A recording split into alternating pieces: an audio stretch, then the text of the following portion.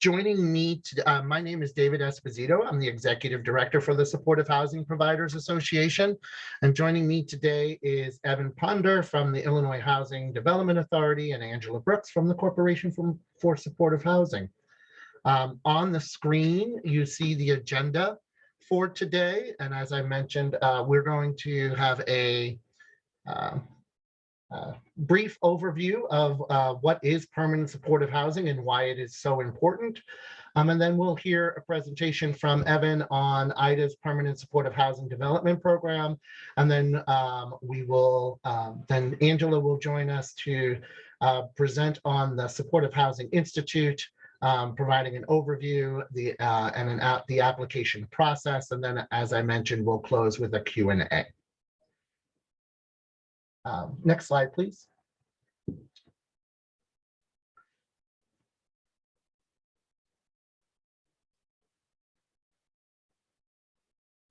So before we get started, I would just like to,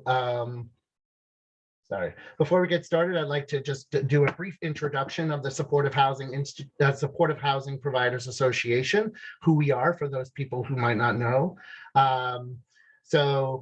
As mentioned, we're happy to continuing our partnership with IHDA and the Corporation for Supportive Housing in the implementation of the 2023 Supportive Housing Institute.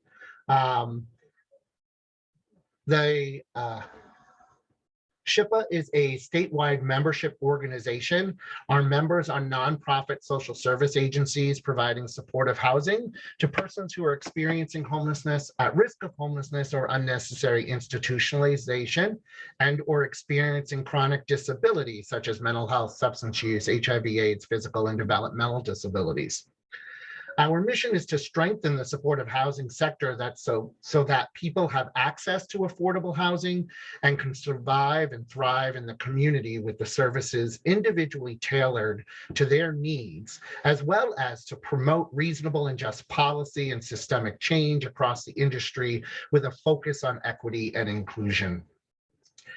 There are three areas of program services that we offer. First and foremost, we are an advocacy organization, and we advocate for the increased resources for the supportive housing and services, as well as I mentioned, the policy and program and systemic change. Also is our training and technical assistance. We strive to build the capacity of social service agencies for the development of supportive housing and the delivery of evidence-based practices, along with our developers and partnering with social service providers. And the third is our resident leadership and empowerment program. SHPA is passionate about the inclusion of persons with lived expertise in all aspects of our work. So we have developed a storytelling workshop helping to empower persons with lived expertise to tell their stories and to become leaders in their individual programs, communities, and our statewide advocacy initiatives. We like to say that there are no better advocates than persons with lived expertise. Next slide, please. So let's do a high-level overview of what is supportive housing. I'm sure that most of what I'm going to be talking about here, you know, is important, but it is important reminder of why we do what we do and why supportive housing is critical to ending homelessness and unnecessary institutionalization in Illinois and achieving housing stability for many Illinoisans. Next slide, please.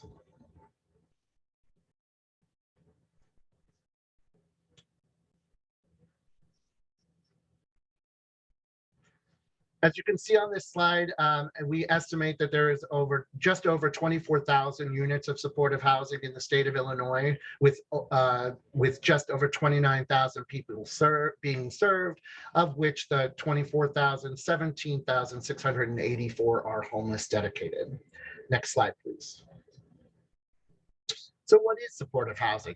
It is affordable housing combined with the supportive services. It helps individuals become stabilized in housing. It positively impacts health, physical and mental, and helps to individuals avoid returning to institutional settings such as jail or prison. And then it makes the possibility for productive lives, including in employment. Next slide, please. There are different types of supportive housing. As you can see, there's emergency crisis housing, transitional housing, rapid rehousing, and of course, permanent supportive housing, which we'll be focused on today. Also, community supportive housing. There are various different models, such as community-based scattered site, rental units, including the state referral network, site-based 100% supportive housing, multi-units in a single site project, group homes, CILAs, and then single-family homes. Next slide, please. As I mentioned, we're going to focus on permanent supportive housing. So permanent supportive housing, again, as you can see, is permanent. It is not time limited. It is not transitional. It is affordable for people coming out of homelessness and institutions. And then it is also independent. The tenant holds the lease with normal rights and normal responsibilities of tenancy. But it is combined with the services that are flexible, voluntary, and independent as well. Next slide, please. Populations that are served are, as mentioned earlier, are individuals and families who are experiencing literally or chronic homelessness, at risk of homelessness, or at risk of unnecessary institutionalization. They are serving people with special needs, such as mental health, chronic illness, substance use, developmental or physical disabilities, as well as the subpopulations that are listed on the screen. So as you can see, supportive housing crosses all sectors and all populations. Next slide, please. We like to describe the financing for supportive housing as the three-legged stool. First and foremost, there's the capital funding that supports the actual physical structure. You have your rental subsidy or operating subsidy that helps to support the operations of the supportive housing, and then of course, the funding for the services. Next slide, please. In addition to the standard or the typical financing, an alternative supportive housing model is rental assistance, which consists of a rental subsidy and then the funding for the services. Next slide, please. So we can't talk about supportive housing without talking about how supportive housing or housing is healthcare. Social determinants of health are conditions in the environments in which people are born, live, learn, work, play, worship, and age that affect a wide range of health, functioning, and quality of life outcomes and risks. Families that face insecure housing, forced moves, or homelessness are more likely to experience poor mental or physical health and preventable hospitalizations. For children in these families, experiencing homelessness can also be harmful to brain and body functions and development, with lifelong and cumulative negative health outcomes for the child, the family, and the community, contributing to someone's houselessness. While healthcare providers do all they can do to mitigate the effects of the streets, no amount of healthcare can substitute for stable housing. Stable housing is without question a key social determinant of health that directly affects an individual's health outcomes. Next slide, please. In addition to housing is healthcare, supportive housing is also equitable. We cannot talk about homelessness without recognizing and acknowledging the inequity to which Black African Americans are 8 times as likely to experience homelessness in Illinois than their white counterparts. And you can see the demographic breakdown on the screen. Next slide, please. In addition, supportive housing is cost effective. In 2017, the Illinois Housing Task Force, the Supportive Housing Working Group report documents the need of supportive housing in Illinois. It is found that community-based permanent supportive housing is more cost effective than any institutional setting per person or unit. Living in permanent supportive housing in the community costs 27 to 49% less than any of these institutional settings. We recognize and acknowledge that the costs for developing permanent supportive housing have increased since this research has been completed, yet the percentage of savings has remained relatively the same. Next slide, please. Therefore, permanent supportive housing is critical to ending homelessness and unnecessary institutionalization in Illinois and achieving housing stability for many Illinoisans. Supportive housing is committed to the fidelity to best practices in person-centered delivery and physical stewardship. And then everyone has the right of choice and to pursue opportunities for themselves and their families. Next slide, please. So supportive housing, in closing, supportive housing is a wise investment. It's cost effective, it works, it's a human right, it's healthcare, and it's equitable, and ultimately saves lives. Next slide, please. So therefore, it takes all of us working together, government, state agencies, continuums of care, service providers, developers, as well as persons with lived expertise and other stakeholders coming together with one vision that we all can invest in. We look forward to your joining us in developing supportive housing and participating in the Supportive Housing Institute. And with that, I will turn the next presentation over to Evan Ponder from the Illinois Housing Development Authority, unless there are questions. Thank you for the opportunity. I have a quick question. Yes. Sorry, I couldn't unmute fast enough. I apologize. No, that's okay. You had mentioned that there were 24,000 supportive housing organizations in the state of Illinois.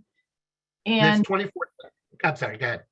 I just wondered if there was a list with contact information in case those of us who are starting new programs could reach out to just talk to some of these folks and see what they're doing. Yeah, so just for clarification, there's just over 24,000 units of supportive housing, not agencies. Got it. Okay. So just to, but to answer your question, we actually on SHPA's website, we have the supportive housing map for which you can go and type in a community in which you're seeking supportive housing and gather a list of those agencies who are, or those programs that provide supportive housing in that community. Perfect. Thank you so much. You're welcome.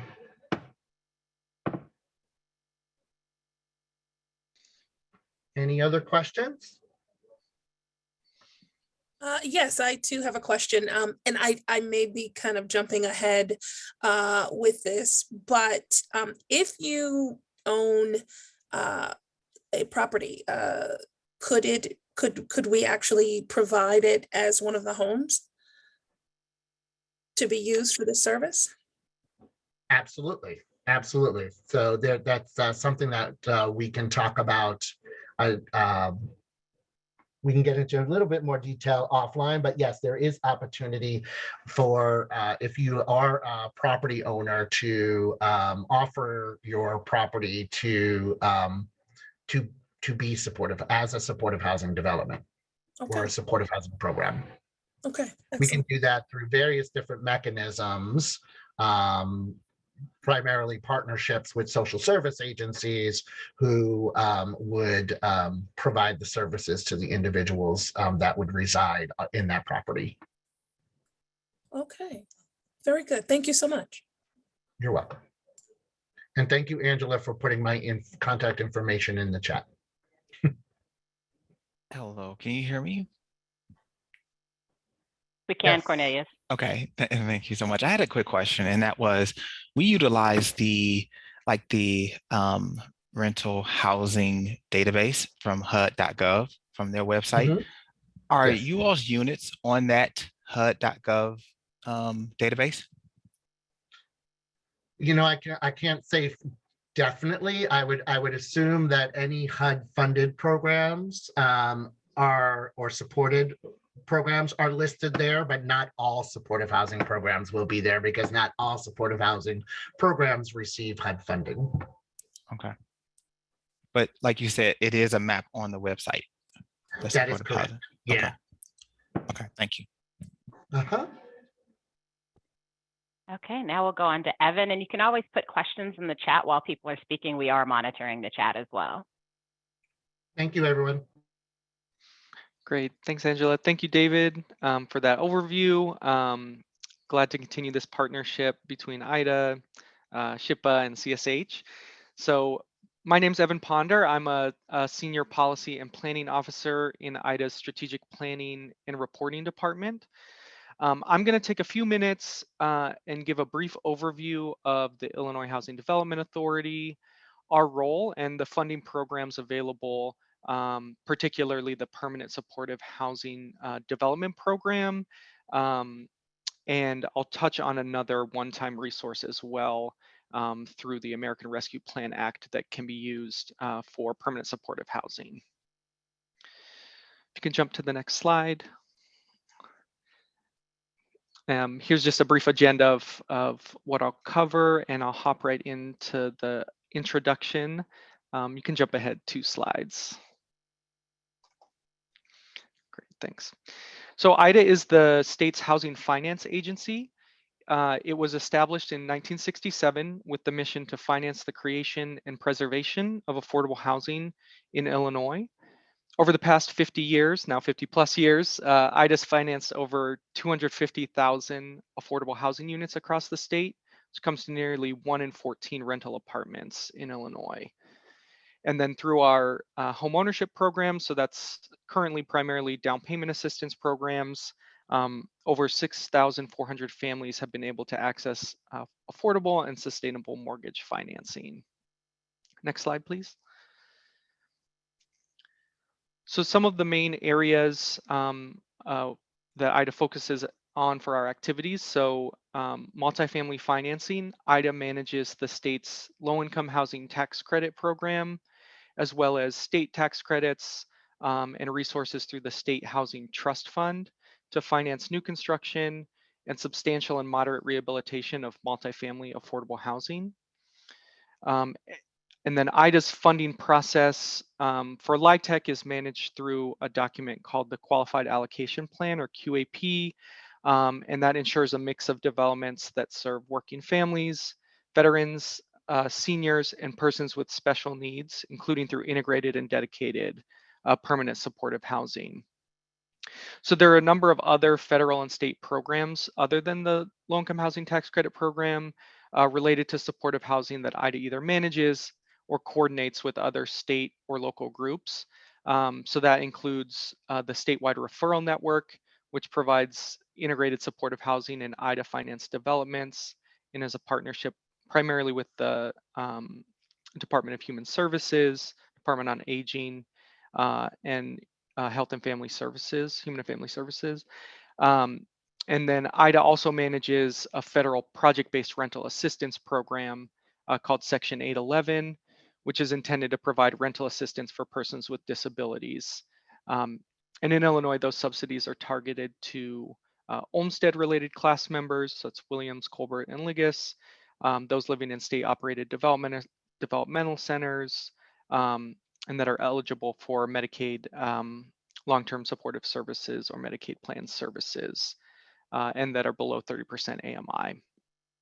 So those are just some examples of some of the work that IHDA does around multifamily financing. I'll dive in more specifically in a minute to the Permanent Supportive Housing Development Program, which is our dedicated funding program for permanent supportive housing specifically.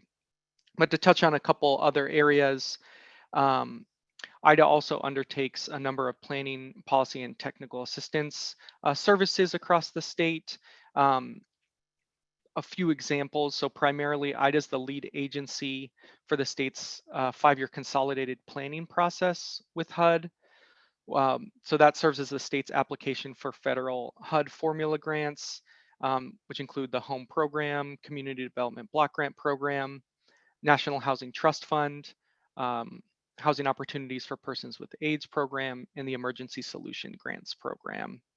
And then IHDA also is the lead agency for the state's Housing Task Force, which releases an annual comprehensive housing plan. And IHDA also manages a statewide housing planning initiative called the Illinois Housing Blueprint that focuses on resident engagement and aims to create a vision for the future of equitable, affordable housing in Illinois. And as part of these planning efforts, and David mentioned this task force working group in his comments, but there was a 2017 working group to assess the current inventory and unmet needs for supportive housing and make recommendations for future activity. And many of those recommendations continue to guide IHDA's approach to permanent supportive housing today, mainly that there remains a large need for development of new permanent supportive housing units across the state. All right, and you can jump to the next slide. Go to the next slide, thanks. All right, so now I'll cover some of the basics of our current permanent supportive housing program round. So IHDA uses a definition of permanent supportive housing that's intended to align with Housing First principles and general best practices as outlined here. So primarily that housing is not time limited, tenants hold a lease to the unit, that the rent is affordable, and that access to services is available and voluntary. Next slide. So through direct permanent supportive housing funding rounds, IHDA supported the creation of over 1,100 units across the state. In the past 5 years, IHDA's released a request for applications annually for the development of permanent supportive housing.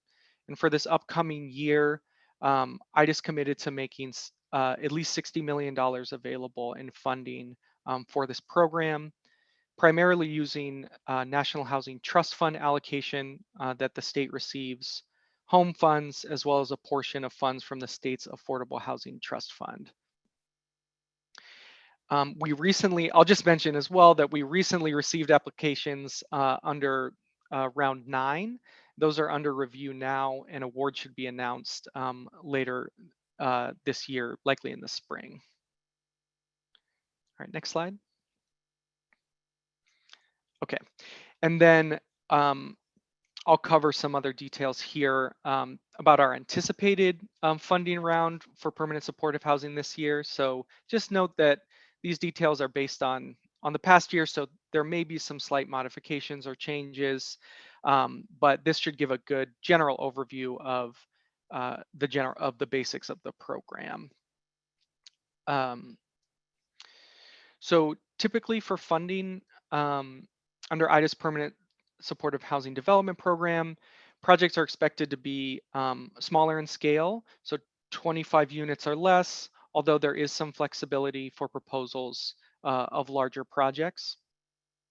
Funding can be provided for acquisition, new construction, rehab, or adaptive reuse, and really to cover most of the hard and soft costs of the actual construction, including various reserves for operation of the building.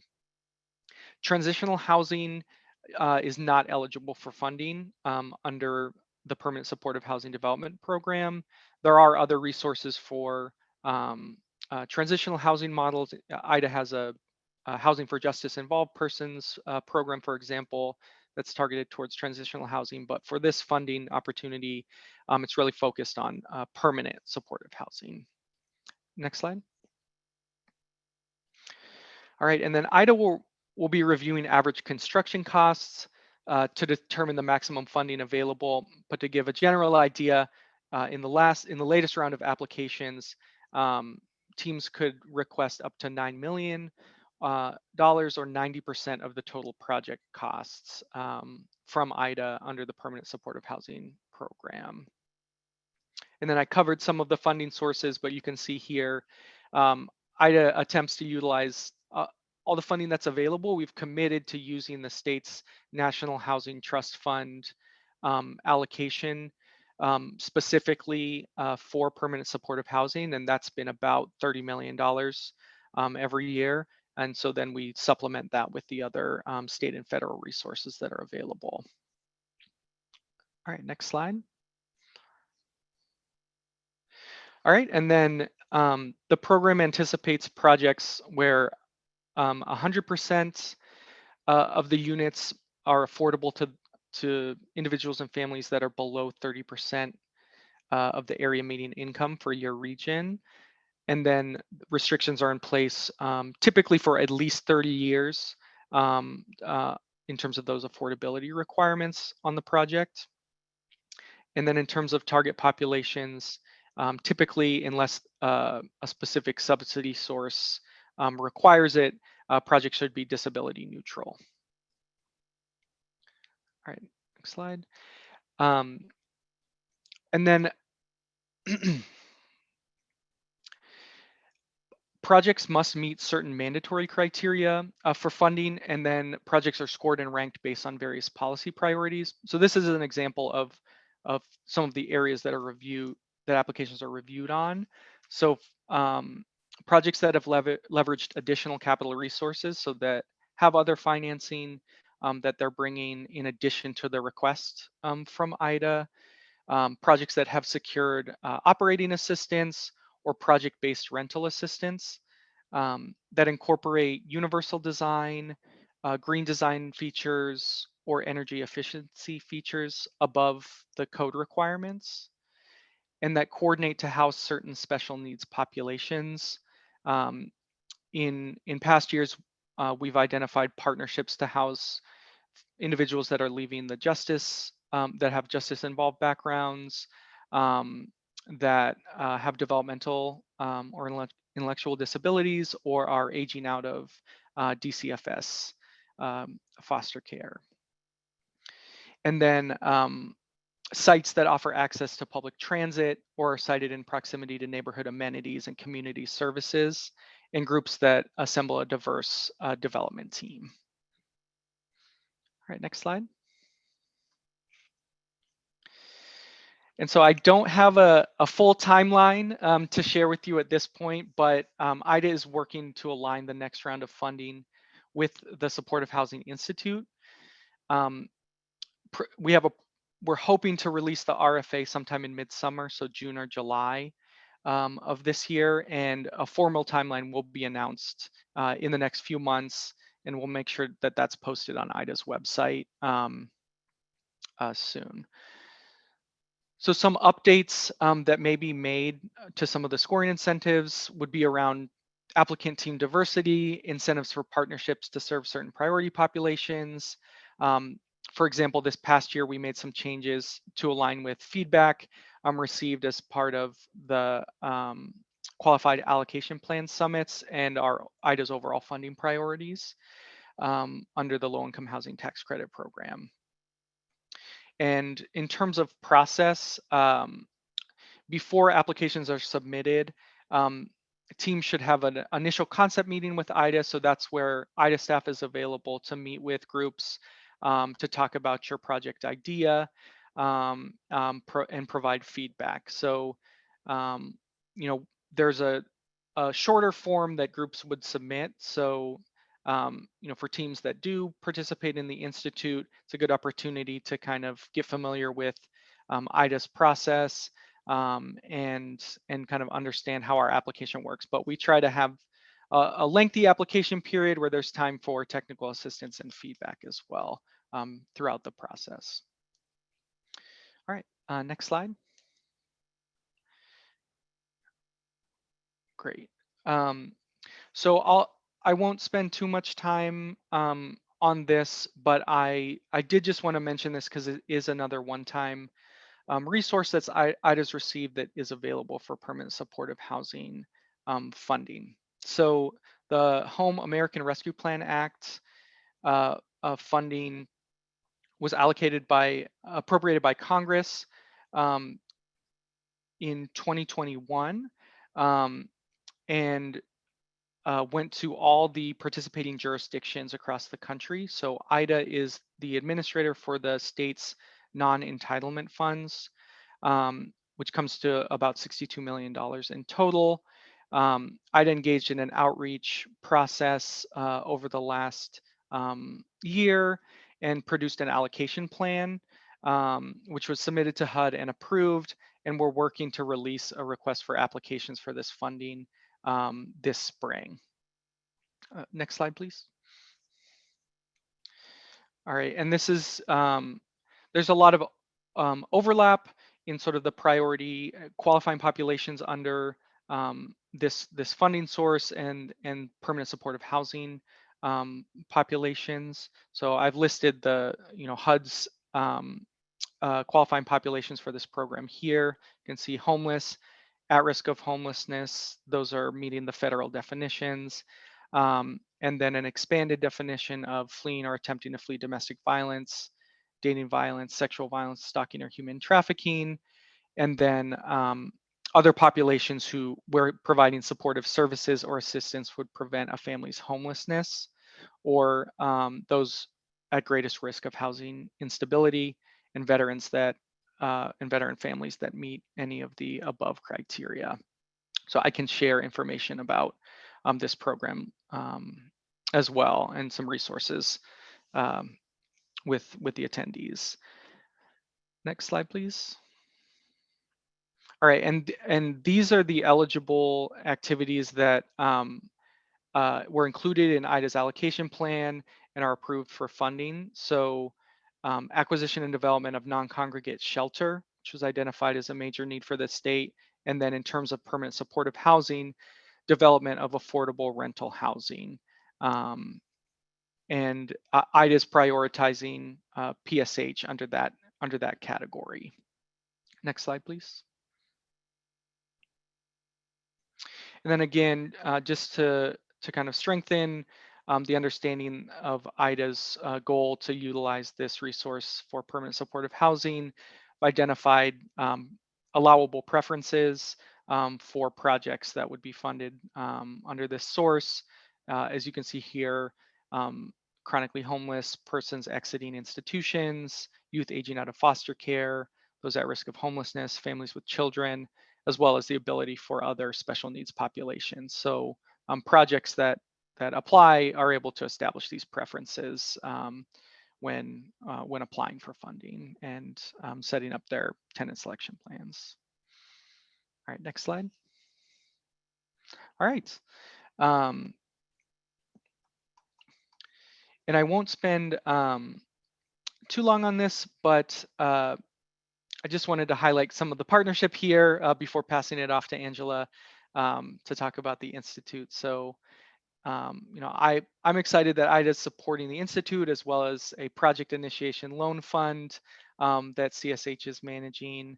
IHDA is committed to expanding the creation of permanent supportive housing across the state, particularly in central and southern regions, diversifying the developer pool that applies for our funding, and ensuring that PSH best practices and strong partnerships between developers, service providers, and property managers are available. And myself and some of IHDA staff will also be participating throughout the Institute to give updates on our programs and to answer questions. So look forward to participating in an ongoing way in the Institute this year. All right, and I see that there are probably a few questions in the chat here, but happy to. I don't know if in terms of timing, if we should move on, or is it a good time to stop for a few questions now? I think since some of those are very specific, you might as well just answer those, and then we can give it about 5 minutes. Then we can, anything you don't cover, we'll cover at the end. Okay, great.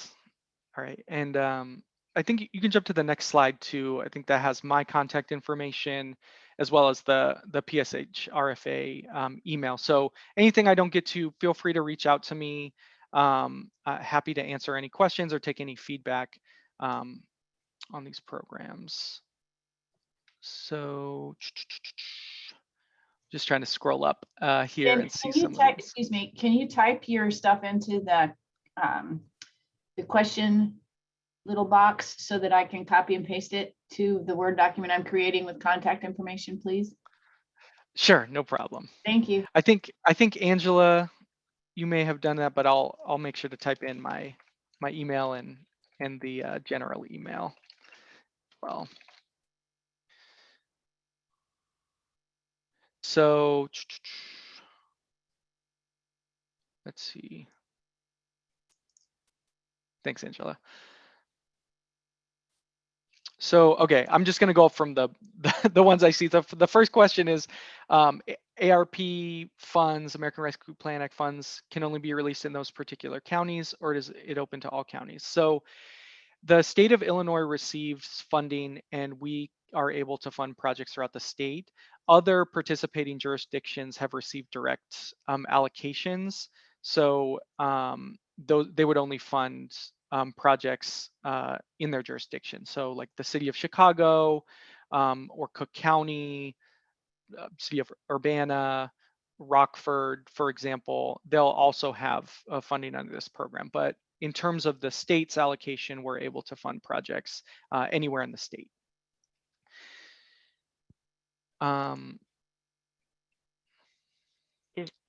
You have one, is the crisis assistance limited to behavioral, mental, or health only? Crisis assistance. I guess I'm not, is that in terms of funded, what IDA would fund in terms of projects with the priority? And Sherry, feel free to come off mute. Yeah, if Okay, wanna- so actually, it just kind of came to mind, but this would most likely be, this would most likely apply to the SHPA, I believe. I was remembering the crisis assistance and the question just kind of came to mind. So I'm sorry for the confusion, but that would Okay. be a SHPA issue. Sherry, we'll come back to that one after we finish the next one, if that's okay. That's fine. Thank you so much. And then you have what would be needed for IDA to consider funding a PSH program greater than 25 units? I think, you know, there's a number of details. Some reasons could be if you had other financing for the project, if there was a specific, so you were redeveloping an existing property that was in a location that was, you know, relevant to the need of the population you were planning to serve, or had, you know, were close to the service provider, or had office space. So I think there's a variety of ways that you could make the case to IDA for a larger project. It just sometimes becomes more difficult, and there was an intent to have smaller projects for this dedicated 100% permanent supportive housing funding. Larger projects that maybe have a component of supportive housing could potentially come in under another funding source, like the low-income housing tax credit, and may be more viable through that route. So some of it is related to just the way the project financing would actually work. So, but that's, yeah, happy to answer those questions if you have a specific project kind of offline. Then you had one, I believe, that started with you. Is there a way for Habitat for Humanity to access some of this funding for their programming? That's a good question. So this program is really focused on rental housing, but there is another IDA resource that I know some Habitat for Humanity chapters use. That's the Illinois Affordable Housing Tax Credits. And it's a state tax credit that basically allows donations to be converted into equity for the project. And so I know that some Habitat chapters have used that to fund projects in the past. So if you'd like to reach out to me via email, I'm happy to provide you more information about that resource. Great. And so Evan, we're going to move on and come back to the rest of the questions, because a lot of them are getting more specific to the Institute. So awesome. Good afternoon. Well, it's not afternoon yet. So good morning, everyone. I'm Angela Brooks. I'm the director of the Illinois team for the Corporation for Supportive Housing. And I'll give a quick overview for the Institute. We are really excited to be partnering once again with IHDA and SHPA to provide the Institute to really expand the capacity of developers throughout the state of Illinois to develop permanent supportive housing. Next slide. For those of you who are not familiar with CSH, we are a national nonprofit. We kind of address permanent supportive housing in 4 ways: through training and education, which obviously this institute would fall under. We do lending. Evan talked a little bit about the pill pool that we do here in Illinois, but we also do both acquisition and pre-development lending, as well as we do have an allocation of new market tax credits. We do a lot of work in policy reform, and we do a lot of work in consulting and technical assistance, which is also a part of technical assistance is a part of this institute as well. Next slide. So what is the Supportive Housing Institute? Essentially, it is an institute that prepares a team, which would be consistent of a property manager, a housing developer, and a supportive services provider, to come up with a detailed development and management plan for their housing project. As Evan kind of mentioned, the Institute is generally timed to support the application process for the IHDA Permanent Supportive Housing round. So assumptively, as you go through this process, you would be fairly ready to submit an application for the PSH round, or previous applicants who may not have been successful, tweak your application to be hopefully successful in the next round. Next slide. So these are kind of a listing of the Institute topics. It really does, we're pretty flexible. You will have presenters from both CSH, IHDA, as well as SHPA to cover generally these topics, but it also ebbs and flows based on who applies and what teams need.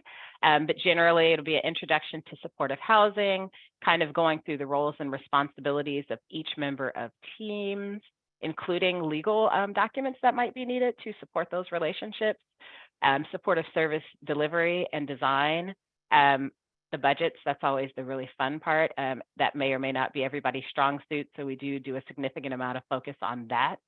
Tenant leadership and involvement. We had a really good panel last year of actual permanent supportive housing tenants, which was very great. Kind of community buy-in and building a network of support. I think what somebody in the chat kind of alluded to, like the challenges around acquisition and zoning. So we do go through that, and kind of integrated housing design and sustainable building, and a lot of other topics. So it really will depend on those of you who apply and are accepted, kind of what your needs are. We can tailor to that as well.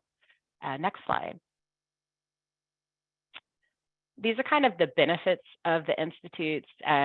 It really will kind of depend on, each team, what they feel, but generally speaking, you'll have access to technical support and expertise from both CSH and IHDA. You will also get ongoing technical support throughout the project from the Institute through submission of your application. It will really improve skills to create and operate single site and integrated supportive housing projects. And I think one of the best things that we found last year, which was the first institute we've had in over a decade, was kind of the cohort opportunity. So permanent supportive housing developers and providers throughout the state that participate in the institute can benefit from each other and the relationships that they develop throughout that. Next slide. I think there's probably going to be a lot of questions about this, and this is the eligible applicants. 100% of the units are permanent supportive housing. Housing is permanent, not transitional. Housing is affordable at or below 30% AMI. It's really important. Tenants hold a lease. We really do stress housing first throughout the institute. So participation in services is not a condition of tenancy. And then comprehensive case management services are accessible by tenants where they live and offered in a manner that really maximizes housing stability. Next slide. So applications are due on January 20th of 2023. You will receive notification on or before February 15th if you're accepted, and the Institute will begin on March 22nd, 2023 in Mattoon. So teams will have to identify a leader. You may have up to 5 members. We really encourage you to incorporate feedback from people with lived expertise in your project. and we can help facilitate what that looks like as well. And all team members must attend all 4 sessions over the 4 months. Next slide. So this is kind of the training format. Institutes will be delivered in person in Mattoon, Illinois, which we talked about in the chat. We try to pick central-ish locations throughout the state based on who we can get a contract with for space. Each session will include a mix of presentations and discussions in small and large groups. So we really do find that breaking out into smaller groups is very beneficial. All team members, we really need you to commit to attending all of the training sessions. The Institute will kick off sessions on March 22nd through 24th. It culminates in-person presentations, which will be in front of both IHDA staff and funders June 22nd and 23rd. Last year, we actually had Kristen Faust, the director of IHDA. We had representatives from the Federal Home Loan Bank. So any funder or lender that you might potentially be working with, we extend those invitations to them as well. And CSH staff and other experts will lead all of the trainings and will offer technical assistance to keep your project moving forward toward application and funding. Next slide. So this is the selection criteria. It is competitive. These are the following factors that we really look at: commitment to develop supportive housing project and participating in the Institute, capacity and experience of the team members, including financial stability. And don't let that if you're a newer developer, don't let that dissuade you, because part of the Institute really is to develop capacity of developers. Geographic location, it's really important to IHDA to really expand permanent supportive housing throughout the state of Illinois. So as Evan mentioned in his presentation, both central and southern Illinois applicants are very highly encouraged. And then quality of response to the narrative questions. So take a few moments to really pay attention to those questions and gather your answers. And then ultimately, alignment to mission and goals of the Institute. One important part I do want to highlight that selected team members or selected teams will need to submit a letter from the board chair or a member of the board executive committee of the not-for-profit partner affirming commitment to participate in the Institute and that they'll adhere to the guidelines provided throughout the RFA. Next slide. Now we'll have some questions. Lisa, I think you have a question about the webinar transcript. So the slides in the transcript will probably be sent out early next week, so you will have access to that. And you have my contact information if you have any follow-up questions specific to the webinar that was posted into the chat. So that's it for the formal presentation. We have about 10 minutes for questions. If there's anybody who had a question that we did not pull from the chat, feel free to come off of mute or raise your hand, and we can go through those now. And I'm scrolling up. And Janice, you had a question about how likely are new or smaller developer groups to be considered. It really depends on the application. Certainly encouraged. We really do want to work with smaller developers and BIPOC developers. So there's certainly going to be some focus on not limiting your participation if you're a smaller developer, because that's exactly the point of the Institute, is to build development capacity throughout the state. So don't be discouraged. Don't think you have to be a large developer, but we certainly do look at financial stability and capacity to develop. And even if you are not selected, sometimes there are other technical assistance opportunities that come out of this as well. So we do encourage you to still apply.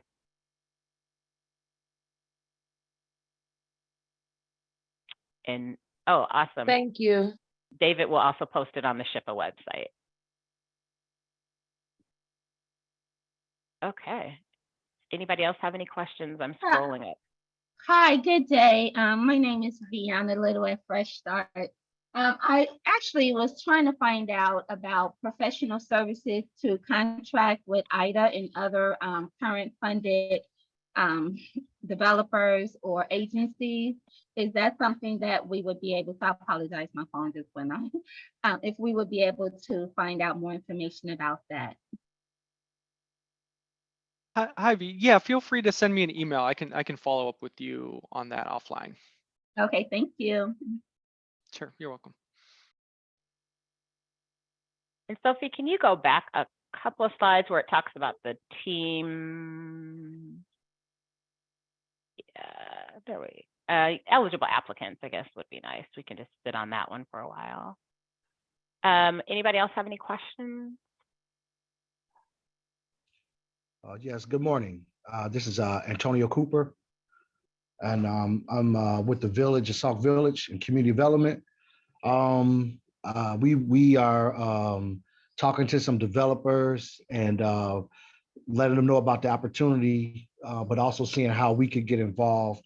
But do these organizations, do they have to be a nonprofit organization to participate in the program? They do not. Okay, thank you. Yeah, and I'll say similarly for applying for funding for IDA, nonprofit, for-profit, joint venture, are, applicants are all able to apply for funding. Okay, thank you, Evan. Appreciate it.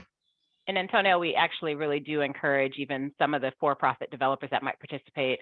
9 times out of 10, part of their team probably will be a nonprofit, even either on the service provider side or often on the management side. So definitely encourage people to look at building their teams as a mix. Okay, thank you, Angela. Appreciate that. Yes.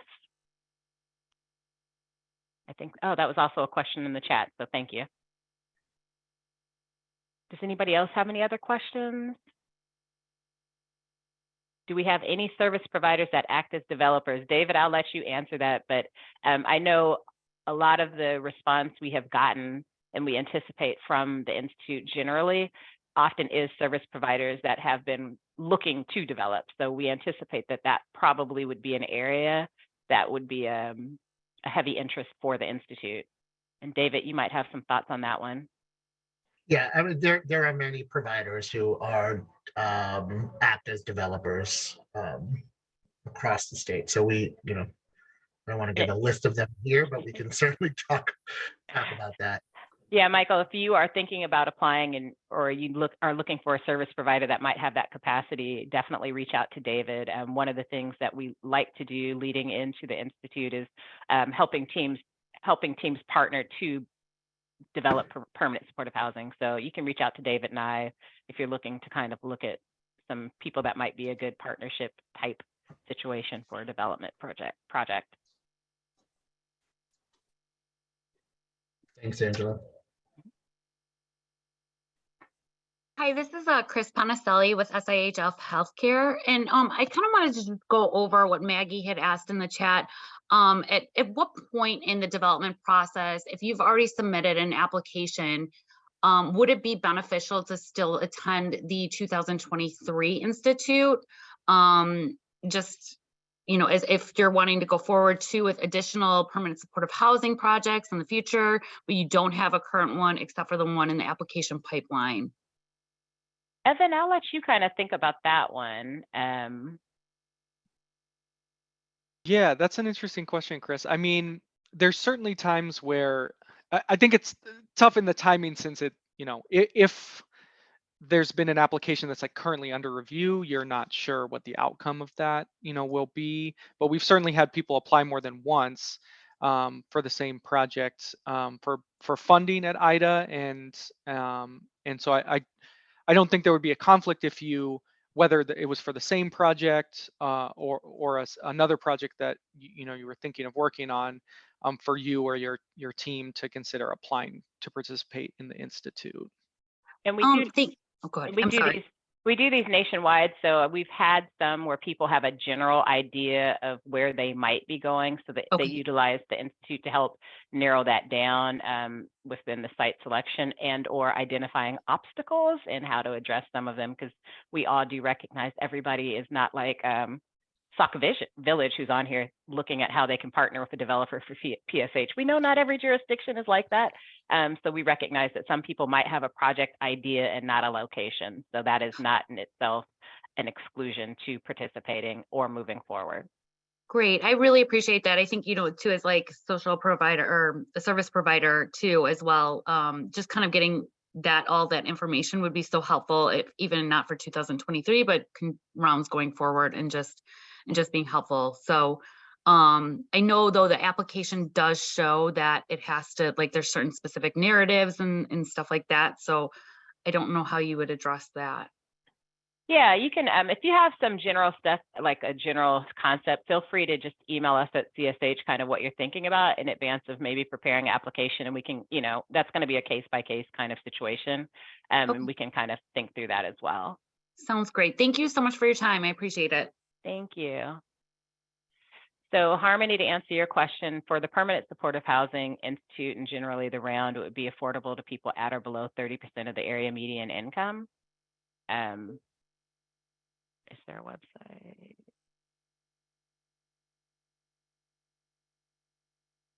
I don't know about a website, Evan. I don't know if is there a website that would address those questions for R&D purposes for future development?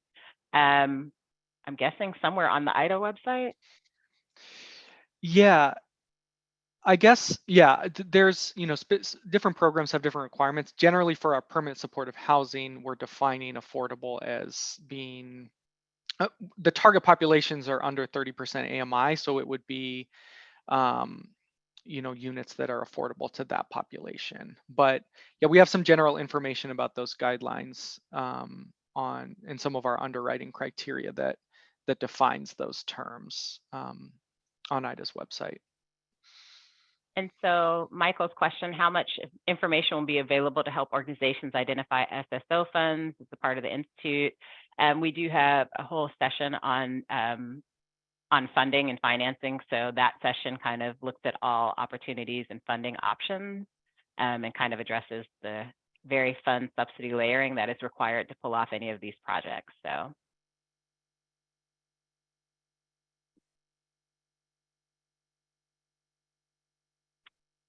Okay, does anybody else have any questions for us today?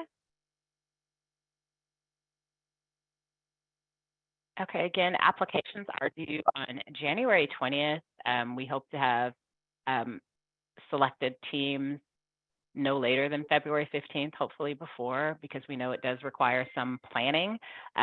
We do have the dates out there. So for those of you who are applying, if you can at least tentatively block your calendars and your team's calendars for those dates, we do find it most really beneficial for the entire team to be there. A lot of the exercises and things we do during the training sessions really are inclusive of the entire team. So we do require the full team to be there.